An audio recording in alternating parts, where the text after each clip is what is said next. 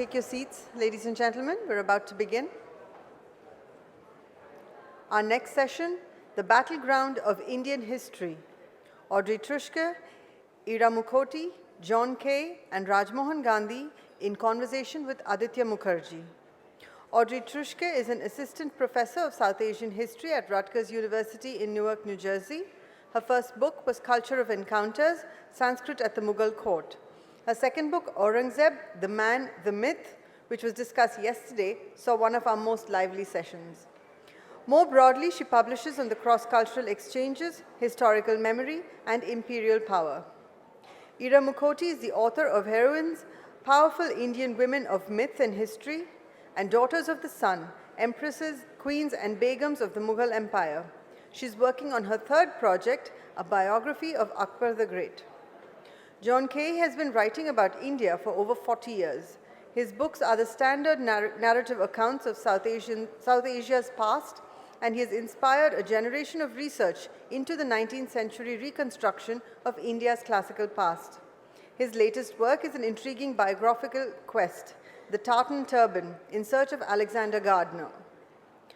Rajmohan Gandhi, a historian and biographer, divides his time between India and the United States, where he teaches at the University of Illinois at Urbana-Champaign. His latest book is Modern South India, a history from the 17th century to our times, which was discussed earlier today. Aditya Mukherjee retired as Professor of Contemporary Indian History, JNU, and he has been visiting professor at Duke's University in the US, Universities of Rome and Tokyo, and fellow at the Institutes of Advanced Study at Nantes, France, Sao Paulo, Brazil, and Lancaster, UK. He has edited several volumes of the selected works of Jawaharlal Nehru and Volume 5 of A Centenary History of the Indian National Congress, 1964 to 84. A big welcome to all our guests this afternoon. The session, The Battleground of Indian History.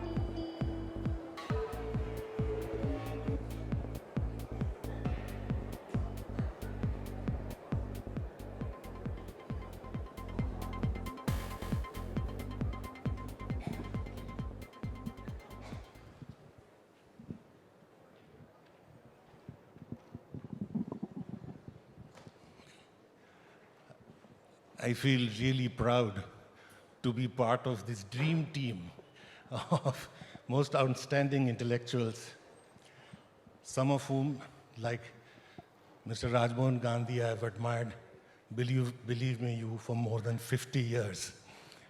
And some of these scholars have written popular histories with great academic rigor, and some have written academic history with great popular relevance and popular, audiences, for popular audiences. What strikes one immediately when one sees a panel like this is the outstanding nature of the work they have done and the complete drivel or rubbish that is brought center stage when one is discussing history today. Especially by, not historians, by politicians, how the political establishment brings a certain kind of history to us which is unrecognizable from the history that this panel has written. Now, most dangerous among this kind of political intervention into history writing, though it is least talked about, is what is going to our children in school textbooks. You would be amazed at what, for example, is taught in thousands of RSS schools, not just one or two, thousands. What lakhs of our children study. What a class 4 student, that is what a 9-year-old child studies about Muslims. I'm just quoting an RSS book. Wherever the Muslims go, They carry a sword in one hand and the Quran in the other, and rivers of blood flow. They destroy temples, they humiliate mothers and sisters, and they burn libraries. And who's writing this? The destroyers of the Babri Masjid, the burners of the Bhandarkar Library in Pune, and the rapists and murderers of women in Gujarat in 2002. The same is similar views are written about Christians, about Buddhists, and what have you. So this is something I think we need to take note of, and we would like to discuss this. Similarly, there are textbooks, recent, just last a month ago, a textbook in Rajasthan on the Indian national movement. You're worried about South India being ignored? Now here is a book on the Indian national movement where Jawaharlal Nehru's name does not figure. Gandhiji gets in one line, and the bulk of the book is about the murderer of the Mahatma, Savarkar. Similarly, in Gujarat, even today, there are books, and this was mentioned in the morning, which glorify Hitler and say how Hitler created this great sense of nationalism, and he knew how to treat the minorities, that we should learn from that. It's being actually taught in schools. It is this, friends, which has made 2002 possible.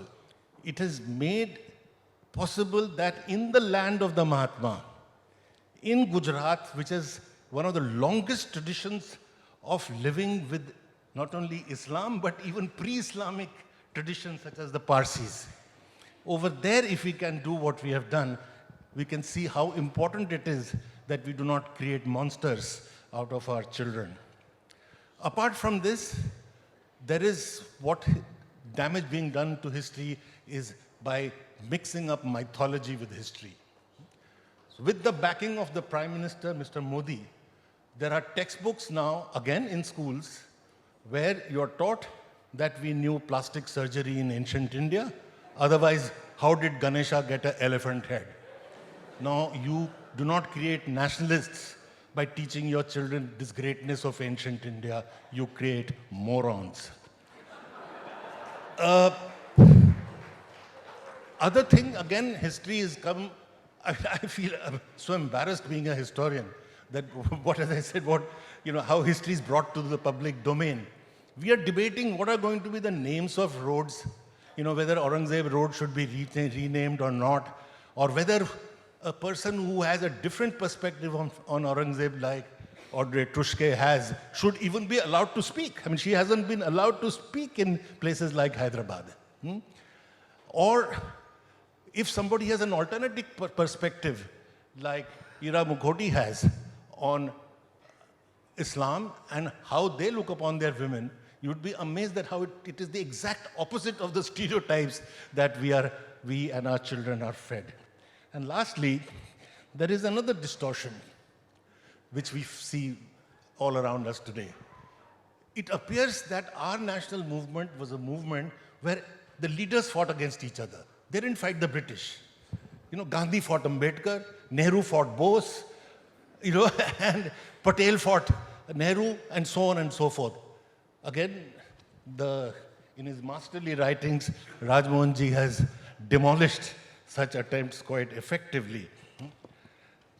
Apart from the political use of history, which is very consciously done, that I just now outlined, there is a subtler, not so self-conscious bias in historical writing that I would like this panel to discuss as well. That is, in historiography, for example, the Eurocentric bias. And that Eurocentric bias, mind you, is not there only among colonial historians. Even some of the best Marxist writers, people like Maurice Dobb, people like Eric Hobsbawm, and in a very crass manner, people like Perry Anderson, have bought the Eurocentric worldview, if not the colonial worldview. I hope we will have occasion to discuss this. Rajmohan Gandhiji, in his latest book, has made mention of it. I'll just end with one comment on the colonial bias that persists till today. One colonial bias, I'm mentioning this because there are references to this has come up already in this meeting.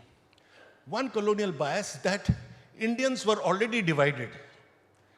And we divided, they ruled. This notion that we were already divided, the British had nothing to create a division, is a very colonial construct.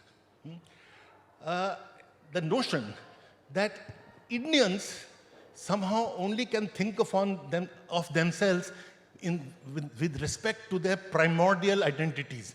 They are either Hindus or Muslims or this caste or that caste. They cannot think of themselves as citizens, as nation states, as class. That is why the great division of Indian history made by James Mill, Hindu rule, Muslim rule, and not Christian rule, British rule. So they can be British, they can have the notion of the nation states. We can only organize ourselves around religion. This is colonialism at its worst. There was nothing Hindu about the so-called Hindu rule period. There was nothing Muslim about the Muslim rule period, except that the ruler in some parts of India happened to Muslims. But the damage this does is that this kind of things leads you to believe that separate electorates are good for India. Separate electorate for Muslims, separate electorate for Dalits, separate electorate for Christians. This is a very good idea. Imagine a separate electorate for Protestants, for Catholics, for Asians, for Africans in United Kingdom. And you'll say, are you crazy? I mean, how can that be? No, this is double standards. This is what I mean by subtle levels of colonialism. Now, to discuss various aspects of this and much more, I have already said, we have a very distinguished panel. I will first request Ira Mukhoty to start off this discussion, make a presentation, and then followed by her, we'll have the others. And after that, we'll have some question and answers. Ira. Thank you so much. Just a few thoughts really on this whole concept of the battlegrounds of Indian history and the forces that we have to fight. I would just like to start by saying that in all of recorded history, which starts about 5000 BCE till today, the representation of women is 0.5%. All the history that you see, that you read about, it's 99.5% men. So I don't even need to go into the finesse and the nuances of whether it's the right or the left or the Marxists or the communists. Women have always been obliterated from history. So that's number one, fact number one, and my interest is in women in history.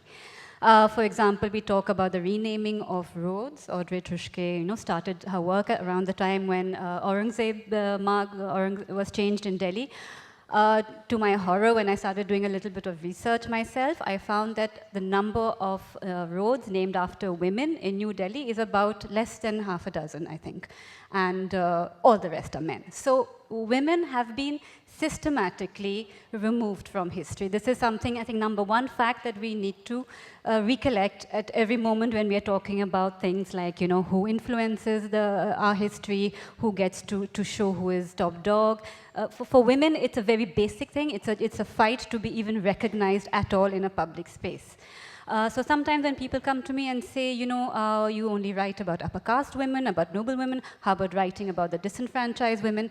I have this hysteria bubbling inside me because I'm like, do you know how hard it's been to write even a history of noble women who have some chance of having a recorded history? The chance of writing an entire history of the Dalit or the repressed women is absolutely impossible.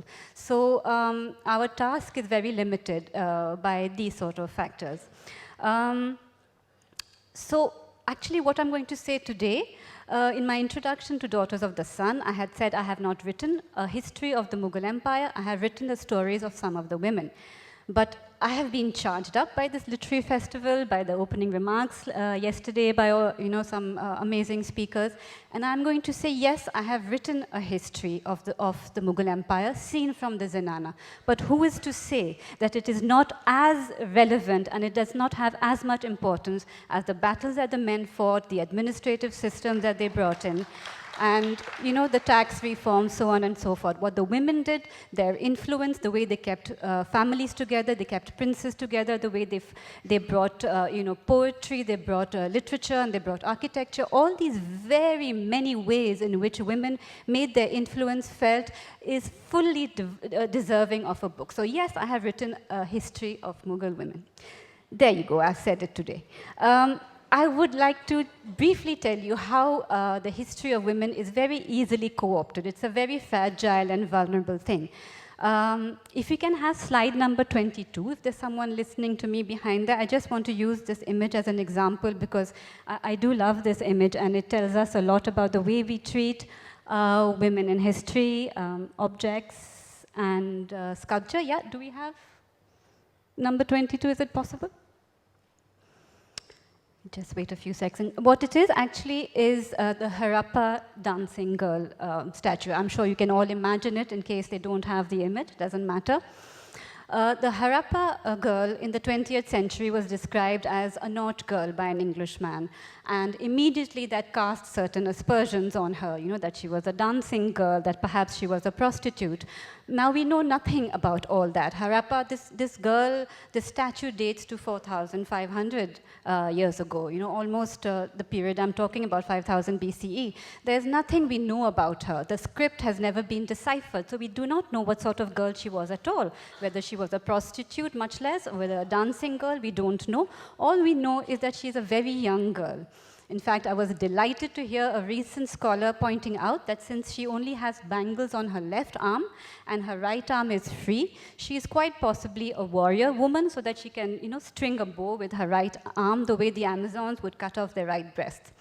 I was totally delighted. I've bought that interpretation right away. But what recently came out in a scientific journal called Itihas, Dr. Mukherjee was telling us how even science has been co-opted by certain political factions, is that they are proposing that the Harappan girl is, there you have her. You can see her lovely bangles on her left arm. They are proposing that she is actually Parvati. Now, why there's absolutely no evidence to show that she is Parvati at all. But what they want us to believe is that Shiva existed from pre-Vedic times and existed even in the Harappan times. So if Shiva existed, we naturally need a Parvati. So therefore, she must be Parvati. So that kind of reasoning is what is a slippery slope. Now to come to the Mughal women, because that is the subject of my new book. What I have been able to show, I hope, and if we can have slide number 8 eventually, what I have been able to discover myself and to write about is the harem of the women. This is a slide, those of you who were there for my earlier talk, I'm sorry, this is the same slide. It's the miniature which shows the moment when Hamida Banu Begum, Akbar's mother, was reunited with the baby Akbar. And Humayun wanted to see whether Akbar would recognize his mother. He did, apparently. But what is interesting to me in this is the sort of boisterous nature of the zanana that you see there. The women, so lively, so full of movement. And for me, this exemplifies the sort of zanana that I have discovered through my writings. The women, it was a homosocial world. Yes, there were lots of women, but they were carrying out all kinds of important functions within the zanana. They were administrators, they were writers, they were calligraphers, they were musicians, they were, they were, of course, the wives, but they were also cousins, they were refugee women, they were grandmothers, they were women who were not related, who were not sexually available to the Pacha, whereas our understanding always was that there are hundreds of women around the Pacha and they're all sexually available to the Pacha, which is not true at all, and which was something which I discovered when I was doing my work. Another thing I found out was that the older women were extremely influential. So if we can see number 1, image number 1, please. It's a picture of Babur's sister, Khanzada Begum. Now this was painted much later in the reign of Akbar. And Babur had to leave his sister as ransom with Shaybani Khan Uzbek, so as to guarantee his own escape from Samarkand when he was being besieged as a very young prince. And what was fascinating to me was that when she was released 10 years later and reintegrated his court, Not only was she not dishonored in any way for having been married to an enemy, but indeed she was given the title of Pacha Begum, which was the most influential title that you give to a woman. At the very same time, their exact contemporary, the Rajput women, put so much emphasis on the sexual chastity of women that if they were threatened by war at any time, the women were meant to commit Johar and Sati. So for me, it was a real revelation to see that these are two very different systems of placing or not placing emphasis on a woman's chastity. Here they recognize, they are practical, they are pragmatic, they recognize that in times of war, women may be taken, they may be forced to marry the enemy, but that is no dishonor on the woman. And indeed, she is respected and she is given honor for the sacrifice that she has made. So this was something that I discovered, and I hope that it has come through in my book. The older women, the matriarchs, were very influential, and they were able to advise warring sons and keep families together. But so you see this sort of boisterous zenana, which is very much like an Indian extended family. You have older women, young boys, until the time that they grow up. You have relatives coming and going. And when the Rajput women married and integrated Akbar's court, their families didn't just send them alone like this. They didn't depend on their in-laws to look after them. They sent an entire retinue of women with them. So they would send masseuse, they would send chefs, they would send cooks, they would send dancing girls, because they didn't know what kind of life they were going to integrate, and they wanted to make sure their daughters were happy.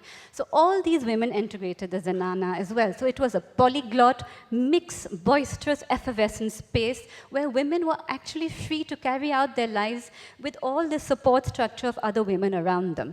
So this, to me, the way I had been brought up, the way I had been taught about Mughal women in schools, which was basically maybe one chapter, Mughal zenana, stuck somewhere between ornamentation at the Mughal court and perhaps, the elephants used in warfare. Somewhere in between you had the zenana is stuck. 200 years of history is stuck in that one chapter. So for me, it was a real revelation. And as Professor Mukherjee was saying, yes, we have been very influenced by the Europeans, the British certainly, the way they wrote about women, with the background that they came from, where women did not have the kind of rights that the Mughal women actually had. The Mughal women had right to own property, to own money. They could spend that money any way they wanted. The British were horrified to see this, So they wrote about all kinds of bizarre scenarios, usually involving incest and strange sexual relationships with cucumbers. So that was definitely something that stayed, and because it was in English, it was something which was very accessible to us. We have been disenfranchised from Persian completely. Very few of us, if at all, except for Audrey here, speak or read Persian, so we cannot access those primary sources anymore, but we can access English sources. So we get this sort of interpretation of history, where women, Muslim women, because primarily for the English, the Mughals were Muslim, therefore degraded, therefore a life of servitude, illiterate, cloistered in a certain space, and really up to this day, this is the notion that we have of Mughal women. Thank you so much, Ira. I personally learned a lot from your book. The description of some of these women being some of the biggest traders of that time, owning ships which can carry 1,000 people. It's something that nobody would believe unless one read a thing like that. It's really amazing. Thank you very much. Audrey, may I request you next to make your initial presentation on the subject? Absolutely. Thank you so much. So I start, I think, from a slightly different place than Ira on these matters. When I think about the battleground of Indian history, the thing that is most striking to me is that there is not a set of historical questions that we are debating. Rather, the battle is over even having a place to do history in modern-day India. And we're sort of having to argue anew for the value of history and the value of historical research and investigating what happened in the past and honestly trying to figure that out as opposed to making it up and bowing to nationalist interests. And that's an argument that hasn't had to be made in India for quite some time. And in the last several years in particular, historians, academics, non-academics, we sort of have this kind of hodgepodge coalition of us who are having to argue renewed for basic things like the value of historical facts and not writing out major emperors from textbooks and not changing who won certain battles, right? And things like this. And I say all of this to really underscore that, we have to distinguish between historical questions about the past that historians can disagree about and that we debate amongst ourselves versus historically based ways of approaching the past in contrast to politically based ways of approaching the past. And it's very hard to argue across that line because those who have political preconceptions tend not to be swayed by arguments or evidence or logic. So that's really a key battleground for me. Let me now comment on some of the things that Professor Mukherjee brought up. And I thought I'd start here with sort of school textbooks. There's been a lot written about this in India as well as in the West about the rewriting of school textbooks here. And I thought I'd just comment on my own experience as a professor. I teach Indian history at Rutgers University in New Jersey. The majority of my students are of South Asian descent. Of those, the majority are from the United States, so they've grown up in American schools, and so they know very little about Indian history. But I do get students every year who are from India and have come to the United States for college, or maybe they came in their senior or junior year of high school or something like that. So they have a sort of solid Indian education. When I started teaching more than a decade ago, I felt like it was an advantage to come from India, right? Because at least then when they walk into my Indian History 101 class, at least they've heard of the Cholas. They've heard the name Akbar before, right? Like this is not complete news to them, right? The fact that there's a language called Tamil, this is not like newsflash, right? I'm not sure that I feel that way any longer, that it is an advantage to come from the Indian educational system through secondary school. And that is because the amount of unlearning that I have to do with students from India is tremendous, because the seeds have been laid in them for this communal reading of the past, with the goal of getting them eventually to hate minorities, to hate non-Hindu Indians. And most of my students at the ages of 18, 19, 20, that has not fully manifested itself, particularly in the American context, but trying to get them to see even the politics of what they've been taught. This is a difficult thing. And I think that this is very striking, that having a background in Indian history is not necessarily an advantage if that education comes from India. That's sort of the bad.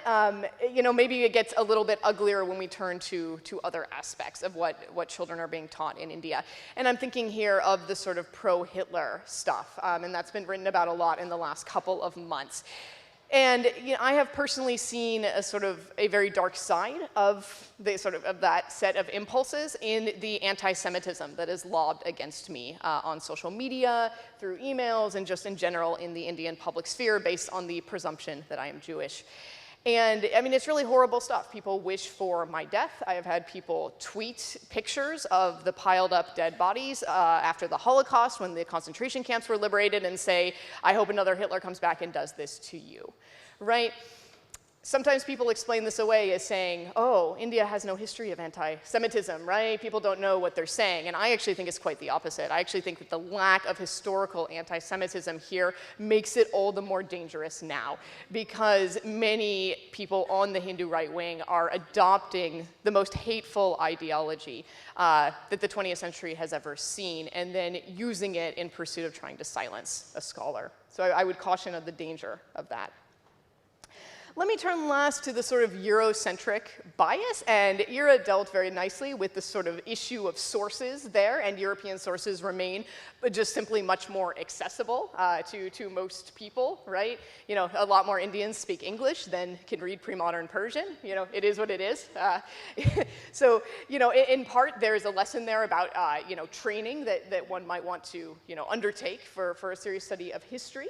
But I would also say that you don't want to throw out the baby with the bathwater. And people sometimes mistake this. People sometimes say, oh, well, there's Eurocentric bias. Let's just get rid of everything European, right? Let's just forget about all the European sources. In fact, let's just forget about European people and people of European descent. And that's a mistaken point of view. And this comes back to the sort of, for me, to the basic practice of history. The modern practice of history was, at the beginning, a European phenomenon. It's Europeans who came up with this idea. Now, that's not true any longer, because a whole lot of people across the world have been practicing history in the modern sense of the term for a long time now. And Indians have made incredible contributions to that and have changed how we do history. So the European practice of history has become a sort of transnational practice of history. But we don't want to get rid of the European roots, as it were. We want to sort of see where it comes from and to know our own history as we go about trying to figure out the complex Indian past. Thank you. Thank you. Thank you very much. Certainly your point is taken that when one critiques Eurocentrism, one is not critiquing anything Western. I mean, that would be ridiculous. But what's an Argentinian philosopher, Enrique Dussel, once beautifully described, that if you drew a line of human civilization from year 0 till today, it will be a line going up, in which European domination is a tiny little blip of 200 years. But it is in that period that, as you said, the modern disciplines of history, political science, psychology, and to use a term of psychology, in the beginning itself is imprinted a European view, which does not disappear with the coming in of the Asian century. With the Asians now reaching the economic high table, they're nowhere near even appearing at the intellectual high table. That has to be a matter of struggle, of conscious struggle. Thank you very much for your intervention. May I request John for your presentation, please? I now understand why you wanted me to sit in the middle. It's a perfect place for a sitting duck. As British or Scottish, as a man and as a historian, I feel like the bullets are coming from all sides here. I don't know which way to duck. But I want to talk really about the abuse of history. And it seems to me that we get very excited about false, fake facts nowadays and about the invention of history. But actually, I think historians themselves are as responsible as anyone. Not of course, accepting completely present company, but historians themselves are guilty of abusing, distorting history. Let me give you an example of my own distortion of history. Tomorrow I'm giving a talk on Alexander Gardner. It's called The Tartan Turban. It's a biography, really, a biographical quest. And this man, Gardner, he was a Scots-American, and he had an extraordinary life, but the aspect of it that intrigues me at the moment is that for 15 years he was employed by the Maharaja of Lahore, of Punjab, Ranjit Singh, and he was in Lahore at the time of Ranjit Singh's death and the subsequent collapse of the Sikh Empire and the tremendous bloodbath that ensued. Something like 5 claimants to the throne were massacred in the space of 4 or 5 years. Various chief ministers were massacred. There was civil war going on, the army mutinied and so on, and eventually the British invaded the Punjab as part of what they called the First Sikh War, the First Anglo-Sikh War. Gardner's account of this is absolutely horrifying, and I used it in the book, but I didn't actually make any comment on it at all, and it wasn't only afterwards when, actually I think it was at Jaipur Festival, that someone in the audience got up and said that surely this was the best argument for the imposition of British rule that they'd ever heard, that if this was what Indians were doing to Indians. The book was, I should say, the book was published at almost exactly the same time as Shashi Tharoor's, what's he called? Inglorious Empire was published. And so people were drawing comparisons, and they were saying, the thing that intrigued these reviewers and people in the audience, that if Gardner's picture of native rule was even half accurate, what the British did to India was nothing compared to what the Indians were doing to India, were doing to themselves. Tharoor hints at this argument, and just to cover his tracks, I think. But why I bring it up now is because I didn't actually make this point, and in a way, I think I'm a victim of kind of counter-colonial bias, contritional bias, even if you like. that I got so used to having to avoid appearing to defend imperialism in any way, that I ceased to react as one should. It was a perfectly valid point, that this was a good argument for the imposition of British rule. But it wasn't one that I'd made, and it was because I'd become so conditioned in my own way. My other abuse of history, I think, was very well pinpointed by Gandhiji.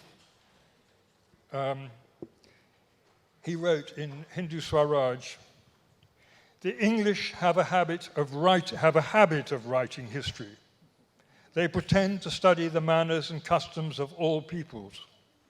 God has given us but a limited mental capacity, but they usurp the function of the Godhead and indulge in novel experiments. They write about their own researches in the most laudatory terms and hypnotize us into believing in them. We, in our ignorance, then fall at their feet." So that was Gandhi's take on British writings of history. It wasn't really so much a grudge against Englishmen writing it, but it was a grudge against history as a whole. He wrote this in the context of divisions, of course, between Hindus and Muslims. History was as much to blame for communal hostility at the time as those who wrote it. It was too concerned, he thought, with conflicts and with kings, and not enough with culture and the common man. Now, this was in Hindu Swaraj, it was written about 80 years ago, and things have since changed dramatically. Nationalist histories majored on the conviction of an Indian cultural consensus and a shared consciousness. So did a whole school of foreign and Indian cultural historians like Professor Basham. Marxist histories presented different layers of Indian society's economic groupings. Subaltern histories delved into them for new perspectives. The nationalist movement, independence and partition in particular, was studied exhaustively. And this is all terrific stuff. It has transformed Indian history and inspired an awful lot of useful debate. But I just wonder how much it's managed to appeal to a general readership, and so to expand the circle of historical awareness. And that's really what I'd rate as my final abuse of history.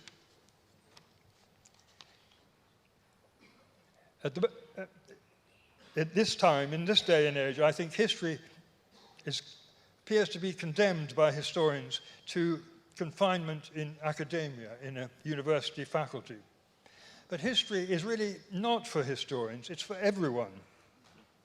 The greatest English language histories were not written by what we call historians. They were written by writers, people like Edward Gibbon, Mukhoty, Carlyle, Thomas Carlyle, even someone like Churchill. None of them would qualify as historians today, but they were all writers. They were men of letters. History is literature. It's not just an academic discipline. So is biography. History and biography go together. It needs to engage the general public, and that means appealing to them, enlightening them, challenging them, yes, but also amusing them, entertaining them, uplifting them even. My favorite historians are people who manage to do this, and two of them, actually, my two absolute favorites were both born in India. One was a man called Richard Henry Tawney, who was born in Calcutta. His father taught Sanskrit, and Tawney became one of the greatest historians in the mid-20th century. And he founded what's called the English Historical Review, and he was a professor at the London School of Economics. But he was not really an academic. He always claimed he wasn't a historian. He never actually studied history at university. And he was actually quite critical of historians. One of his most famous statements was, "What historians need is not more documents, but stronger boots." He recommended them getting out into the countryside and reading the history from their surroundings. He also famously said, historians create darkness and they call it research. My other favorite historian is a man called D.D. Kosambi, Dharmanand Damodas Kosambi, who you probably all know of, who was famously, of course, a Brahmin, a Marxist. He was a complete polymath. He was a metallurgist, a mathematician, a distinguished scientist, and above all, he wrote some wonderful history. And he was certainly a man who relied more on his boots than on documents. He got out into the countryside and read history from those around him, from the circumstances of wherever he found himself. And there are a lot of historians today who still try to engage a much wider audience. I'm thinking someone like Ram Gura, for instance. I think he's absolutely brilliant. But I'm afraid history is, too much of it is being written by historians for other historians. And I think that we want to remind them that history is for everyone. Thank you. Thank you. In fact, after John, we are going to have Rajmohan Gandhi, who probably is one of the best writers of history for everyone. But before Rajmohan, I ask you to speak, I thought, John, you had, you've gone over a range of issues, but an interesting dichotomy that emerges in historiography from what you mentioned just now. One being the colonial view, which I still call the colonial view, that the Indians were killing each other so badly anyway that it was just a relief that the British came. This has been an argument, but they were killing each other so badly, they were doing so much damage to each other that at the end of hundreds of years of Mughal rule, India contributed 25% of the world's GDP. And after that, after 200 years of colonial rule, it shrank to less than 5%. So that is an alternate view. Yeah, we need to look at both. I'm always very suspicious of Shashi Tharoor's figures. Those are not nationalist figures. This is Angus Madison, OECD publication. And I forgot to say, Ira, that I didn't feel under attack. I entirely agree with you about a kind of feminist aspect of history. The thing is, it isn't just an Indian thing, though. I mean, this is true of history the world over. It's certainly true of... It's what I said in the beginning. Women have been forgotten. And in any case, I'm sorry, but I consider you an honorary Indian, so I didn't... it wasn't aimed at you at all. May I request you, Rajmohan ji, now to make your contribution?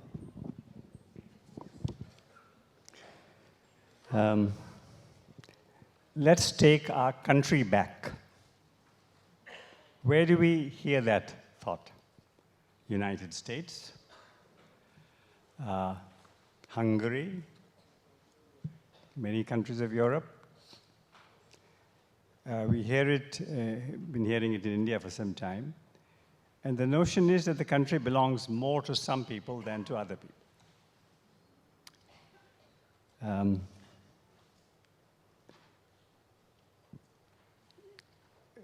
Article 5 of the Indian Constitution explains citizenship. And it says that anyone who lives in India and one of whose parents was born in India is a citizen of India. That's what it says, Article 5 of the Constitution. There is no gender test. There is no religious test. There is no culture test. It doesn't say that your ancestors should have been born in India or that your ancestors should have worshipped in India. It has no culture test. It has no sectarian test. You live in India, and one of your parents was born in India. That's it. So the idea of let's take our country back, whether used by Trump in the United States, where the clear suggestion, sometimes unstated, often stated, let's take our country back from African Americans, from Hispanics, from Muslims all over the world. Indian Americans have sometimes, they're sometimes exempted. Occasionally. They are the model minority. But still, there is this, but it's by no means sure that Indian Americans will be wonderful when the country has been taken back by the real owners of the United States.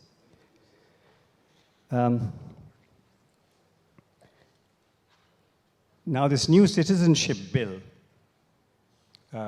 which says that anybody who is either a Hindu or a Buddhist or a Parsi or a Sikh or a Christian who comes into India can become a citizen, but a Muslim cannot. This is now law in India, passed just recently in Indian Parliament, and in complete contradiction to Article 5 of the Constitution and other articles of the Constitution about equality. It has not yet come before the Supreme Court. Eventually it will come.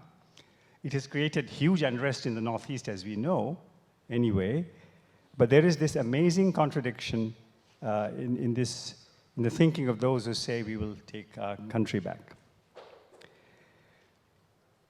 I want to describe the 1946 Congress presidential election, which made Jawaharlal Nehru in the end the president of the Congress rather than Vallabhbhai Patel. So this is the perception among many people, and it has been also spread, disseminated by the Prime Minister himself, Mr. Modi, and others, that all of India in 1946-47, before India's independence came, wanted Vallabhbhai Patel to be the Prime Minister. That Gandhi intervened and said that Nehru should be the Prime Minister. And everybody in the Congress agreed. All of India seemed to agree. Nehru became Prime Minister. And this was, according to Mr. Modi, Gandhi did some good things. He took a broom in his hand and started cleaning places. That's a wonderful example. But Gandhi's big mistake was he defied the wish of the country. The country wanted Patel as Prime Minister. But Gandhi intervened and he chose Nehru, and Nehru became Prime Minister. Since I have researched this matter, let me very briefly tell you what happened. I'm not saying that what happened was right. I'm not saying that it was justified. I'm just telling you what happened, right or wrong. It was the convention among the Congress leadership from the 20s onwards that various provincial units of the Congress organization would nominate somebody for the post of President of the Indian National Congress. And if 3 or 4 Congress committees nominated 3 or 4 individuals, Gandhi would look at them, would say that X should be the president, and everybody used to agree. I'm not saying it was a good thing. I'm not saying it was a desirable thing, but that is what the leaders of the Indian National Congress, the national level, the state level, were doing for many years, from the 20s onwards. So in 1946, after the Indian leaders were released from prison after the Quit India movement, Maulana Abul Kalam Azad, who had been president from 1940 to 46, his term had ended, although he was willing to be president again for another term. Acharya Kripalani, who had not been Congress president until then, was proposed by 1 or 2 committees. His name was there. Several committees, several provincial committees proposed Vallabhbhai Patel's name for the role, for the post of president of the Indian National Congress. Nobody proposed Jawaharlal Nehru's name. Nehru had been Congress president 3 times, 29, 36, 37. Patel had been president once in 31. And the idea of many of those who proposed his name for Congress president was he had played a very great role in the Quit India movement. He was the oldest of all the available Congress leaders, and they wanted him to honor him by making him the Congress president. In the summer of 46, the British cabinet mission came for discussions in India, and rightly or wrongly, Gandhi felt that the man who should deal with the British cabinet mission on behalf of the Congress was Jawaharlal Nehru. As he said, he's an Eton boy, a Harrow boy, Harrow and a Cambridge boy. And he asked Kripalani to withdraw his name. He resigned. He withdrew his name. He asked Patel to withdraw his name. Patel withdrew his name. He asked Maulana Azad to issue a public statement that he would not have another term, and Azad also accepted that. Jawaharlal Nehru became the Congress president. But that was not the election or the selection of the Prime Minister of India. It is true that some months later, the President of the Indian National Congress, Jawaharlal Nehru, was asked by the British authorities when the interim cabinet was formed to lead the Congress delegation into the Executive Council, the interim government. And Nehru was the #1 man, and Patel was the Home Minister in that government. And that did lead in the end to Nehru becoming Prime Minister of India. But the notion that the people of India wanted Patel to be Prime Minister in 46, 47 is completely untrue to facts. And the man who has made the clearest statement on that issue is Patel himself. And there was this huge meeting in Bombay where both Nehru and Patel were present. And this American journalist said to Patel, what a wonderful crowd. So Patel said to them, they come for Jawaharlal, not for me. And Patel also said that when Gandhi wanted Nehru to be Prime Minister of India, it was the right decision. But apart from the fact that it was the right decision in Patel's view, that is what the people of India wanted at the time. Maybe Gandhi was mistaken, maybe the people of India were mistaken, but this is what happened at the time. Thank you so much. As always, Rajmohanji, your meticulous historical research is connected to exactly what is going on in the contemporary period. But I must say that thank you very much for drawing attention to the Article 5, given what is happening with the NRC. But just to add to your firepower, as you are well aware, the Constitution was really a sort of the encapsulation of the national movement. And what Gandhiji said in 42, in 42, there was, the RSS was going about saying that, once the British go, then we will take care of the Muslims. We'll subjugate them. And if they do not listen, then we will kill them. Now, this was brought to Gandhiji's attention, and this is all in the collected works. So Gandhiji then wrote exactly this line of the Constitution. He said, India belongs to those who have lived here and worked here. And he mentioned everybody. He said, Hindus, Muslims, Christians, Parsis, Beni Israelis. I mean, he thought of the smallest community. He said it belongs to all of them. He says, the future India will not be a Hindu Rashtra. It will be for every citizen who lives in this country. And thank you for bringing up this. But I wish we would learn from that. Friends, we have about 10 to 15 minutes for question and answers. Please ask the panel here any question that you may have. Make them brief, and if you would introduce yourself, it will be even nicer.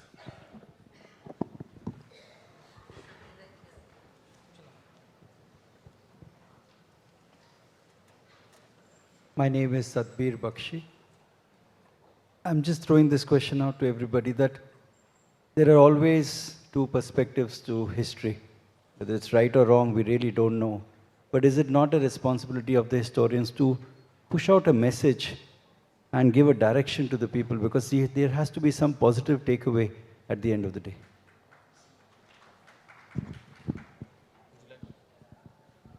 It's a suggestion. It's well taken. Would you like to talk about this? The role of the historian in performing this task? Yeah, that these people that are sitting before you have done what you have suggested. They have written what they believe to be history, and they have presented it. I think it's a very important thought that really more people should become historians. Apart from lamenting the fact that history is being distorted and misused in order to degrade people, downgrade people, eventually to almost eliminate them or wishing that they go away. Country belongs only to some. I think the answer to that is not just lamentation and indignation, which of course is justifiable and necessary, but that more of us should write the history as we know it. All of us should write the history as we know it as far as possible and disseminate it. I accept that. Thank you very much. Hello, sir. Sure, just one moment. Right. So I believe in the value of historians being publicly engaged, obviously, and I practice that. But I would point out that there is an increasingly high cost to doing that in India. And every time that somebody gets up and screams at me in a public event, like yesterday, every time that I travel to India and we have to talk about how many armed guards will be present when I talk, every time that I am threatened with my own death or my murder or my rape or that my children are threatened, that people see that, and that means that fewer academics and other people are willing to be publicly engaged. And I don't know that I have a sort of magic answer to make this go away, but I do think that the onus is not merely on historians, but also on society at large to perhaps treat us slightly nicer. Very true. In fact, historians have in India consistently performed that task that you are asking for. And that is why one of the best departments of history, which is in my university, is we are all called anti-nationals, as she's saying, that we are an anti-national university because we try to write history, Hello, sir. Yes, like you had spoken about the distortion of history. So recently, one issue has been rekindled, wherein the two conflicting sides they have different archaeological and historical accounts. Both the accounts are in stark contrast. So, issues like these, they make commoners like me to become skeptical about the authenticity of Indian history. So, what's your view on this, and what's the ideal way to combat this? The issue is let the professional do it, let the archaeologists do it. But here we have prime ministers who become historians, politicians who are telling you history. That's the point, and that's what Rajmohan Gandhi was doing. Let us do history, proper history. It is a discipline, it's a scientific discipline. It's more complex than the physical sciences. The variables are unlimited, So let's do it as a science, and there would be no problem. Thank you. Hello, sir. Sir.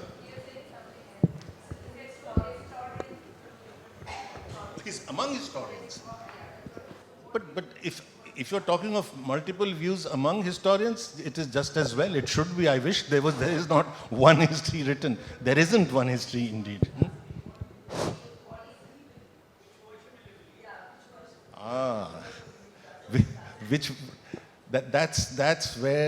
That is why the social sciences should not be eliminated. We should not only create engineers and doctors and scientists. The ability of the citizen to be able to separate the wheat from the chaff, is something that you have to have yourself. So that you don't believe rumors which can come on your WhatsApp, which tell you all about how Motilal Nehru was a Muslim and what have you, Hello, sir. Sir, what about the never-ending debate of Aryans and Dravidians? Have we reached to any consensus, or still it's a debate?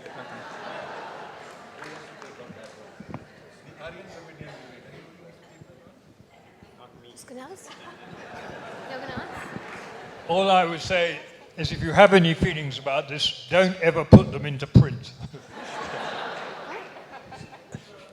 It is extraordinary, though. On the other hand, it's also quite a good thing. I mean, I live in Scotland. If you ask someone about early Scottish history, the Picts and the Scots, the sort of founding components of Scotland, if you ask anyone about it, they're not interested because there's nothing in the least bit controversial about it. There was no debate. Picts and Scots, fine. Both good people, were descendants of both of them. But if you mention Aryans and Dravidians here, you're liable to be bogged down in argument and debate for years and years. And I mean, I haven't actually put pen to paper on the subject for a very long time, but I still get an avalanche of emails and so on this subject. So I think it's healthy that there is such interest in early Indian history. So I wouldn't decry it in any way, but I would suggest to be very careful about what you say on the subject. I have a question. But you're doing very well. Please speak. Okay, thank you so much. So my name is Namita and I have this question regarding Eurocentrism. As Chimamanda Ngozi Adichie talks about the dangers of a single story, would we consider Eurocentrism as a macrocosm, as in the king of all single stories? Do we have to diverge as ethnic groups when it comes to talking about our own stories? If that were the case, how would we differentiate ourselves? Would we be Herodotus or would we be, those people who are written in the Peloponnesian script? So I really want to know if there is a chance that there is a concrete answer. I'm not asking for an easy answer, but a concrete answer to replace Eurocentric history. Very, very good question indeed. Eurocentrism is not to be answered by an Asian centricism or some other centricism. The whole point is precisely this, that you try to remove bias which is based on where you are centered. That is, when you look at the world from England, for example, Hobsbawm, one of the greatest historians the world has produced, says that the 19th century was the greatest century in art, in literature, in economy, industry, science, civilization. And the 20th century, particularly the late 20th century, he says, is a disaster. Now, if you were in Beijing or in Delhi, this is rubbish. 18th century was the greatest century, when India produced 8 times the GDP of the United Kingdom. 19th century is when India and China noses are rubbed on the ground. Their economies, their culture, their heritage is shattered. Late 20th century is the Asian century, and he calls it a catastrophe. Now, this is Eurocentrism, where you are centered determining your understanding of the world. That's not how it should be. I should be able to understand Europe, and the European should be able to understand me in an objective manner. Thank you so much. Centricism is not just a bias, it's a paradigm shift. Because I have read Balance of Power, I was an international student and Balance of Power is studied as a behavior of the Britain playing balance of power. When we have Territorial India playing balance of power games, we have the Little Kingdom, China playing balance of power. But I never knew that till I matured in the field. I opened up an art history student also. And when I opened up an art history, it becomes very space and row. And then it ends. It's a Helen Gardner edition of the 60s, the second edition. There is the 12th edition, the 13th edition, and it still begins the same way. So it's not just a bias, it is a paradigm shift to view the world. Thank you, ma'am. We take it as a comment rather than a question. Anybody else wants to say something? Good afternoon. My name is Ved, and my question is for Ms. Truschke. This has to be the last question, yes. Otherwise, I'll be thrown out. Ms. Truschke, yesterday I was at your lecture about Ashoka. Aurangzeb. Then when I saw the hate and all, and this question is not just for you, it's also for the haters. Ashoka was vilified because he was villainized because he had killed his brothers to go towards power, but people look up to Ashoka too because Aurangzeb. I'm talking about Ashoka. Oh, she's actually talking. They look up to Ashoka too, but even he had killed his brothers. So what made people hate Ashoka more? Aurangzeb.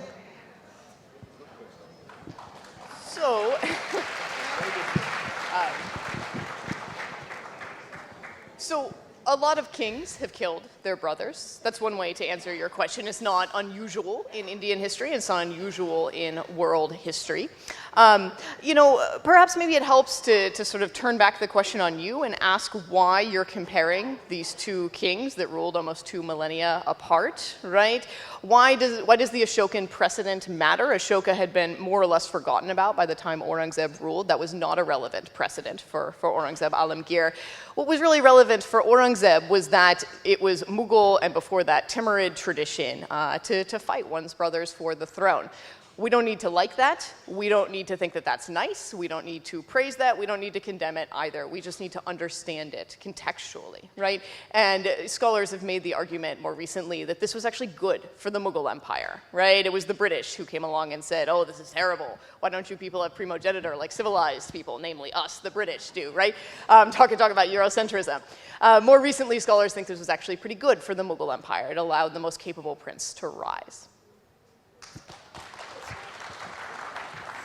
With this, friends, we've ended this session, and my thanks to this absolutely brilliant panel. Thank you very much.